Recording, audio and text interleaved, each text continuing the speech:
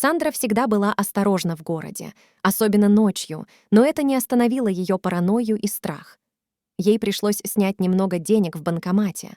Домовладелец сказал, что это не может ждать до утра, поскольку пора платить за квартиру. Она взяла с собой своего верного пса, который мог видеть в темных местах то, чего не могла она. Затем из-за угла показалось первое препятствие.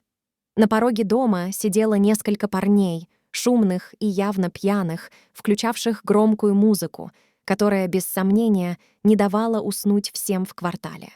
Все они были в хорошей форме и беззастенчиво вооружены.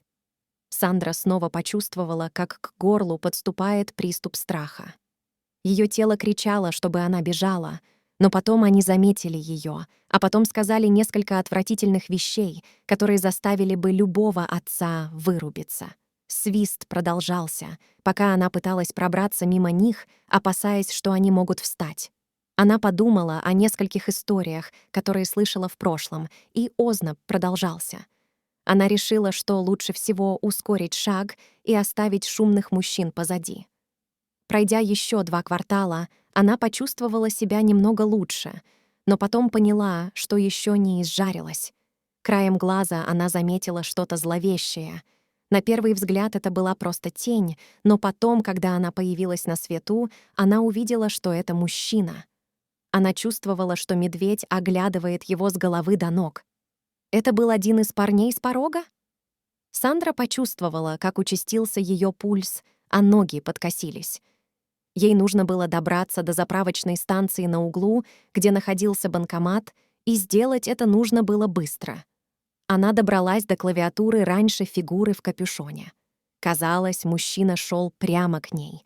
Она почувствовала, как паника начинает скручиваться узлом у нее в животе. Она знала, что остается только одно. Мужчина подошел прямо к двери заправки. Он был слишком близко, чтобы она могла чувствовать себя в безопасности. Она обдумывала, что ей придется делать дальше. Запах его смокинга и одеколона доносился достаточно близко, чтобы она почувствовала его запах. Следующим, что произошло, был рефлекс с ее стороны. Она сказала одно слово, которое спасло бы ей жизнь. Прежняя выучка медведя в полиции не покинула его. Она произнесла одно слово «защищай». Это изменило доброе поведение медведя на поведение атакующей собаки. Он выпрямился перед высоким грозным мужчиной и обнажил свои впечатляющие клыки. Мужчина от неожиданности отскочил назад. Теперь, когда свет падал на его лицо, он казался старше, намного старше тех выпивающих парней. У него была внешность бывалого байкера. Он переводил взгляд с перепуганной Сандры на устрашающую полицейскую собаку, которая в любой момент была готова вцепиться в горло. Он сделал еще несколько шагов назад и поднял руки в знак подчинения. «Извините, маленькая леди, не хотел вас напугать», — сказал он, размахивая телефоном. «Просто отвлекся».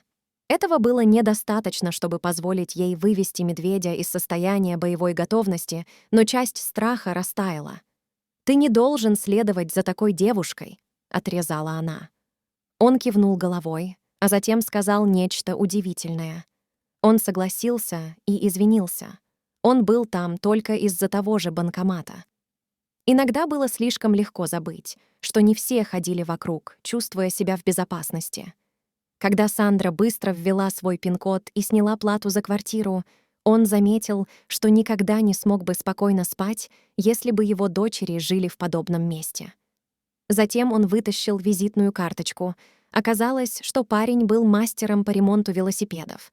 Она вежливо отклонила его предложение проводить ее домой, но что-то внутри подсказывало ей сохранить визитку и другое его предложение позвонить, если ей когда-нибудь понадобится помощь. Никогда не знаешь наверняка. Совершая изматывающую нервы прогулку обратно в свою убогую квартирку, она посмотрела на медведя сверху вниз. Он снова был в спокойной боевой готовности, коричнево-черный, неряшливый компаньон, который сделает все, чтобы обезопасить ее. Она почесала его за ушами и достала из кармана одно из его любимых лакомств, а он в ответ с любовью лизнул ее. Ей несказанно повезло, что он у нее есть.